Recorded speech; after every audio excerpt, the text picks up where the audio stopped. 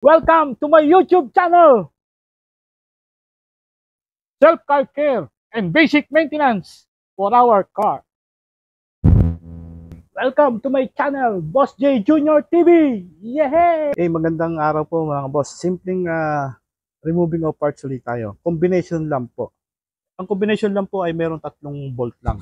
So, isa, dalawa, tatlo. Tapos meron po siyang guide dito. Yung guide lock po niya sa gilid. Yun po. Yan lang po. Baklasin lang po natin yung mga bolt. Unahin po natin sa baba.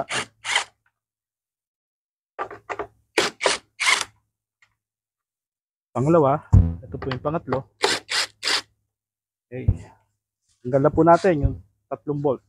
Pagkatanggal po ng tatlong bolt, akala nyo po matatanggal agad. Hindi po.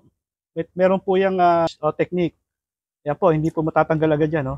Ang gawin nyo po, ito po, kailangan itakin nyo, hatakin. Kasi may naka-slot siya ron, may lock. Okay? Ayun. Nakita nyo po. Yan. So, tanggal na po yung ating combination lamp. Okay? So, makikita nyo na po yung loob. Kagahan po nito mga boss. Makikita nyo na yung loob. Yan. Yung mga bumbilya, ito. Tapos yung mga wiring harness niya, ito. Okay?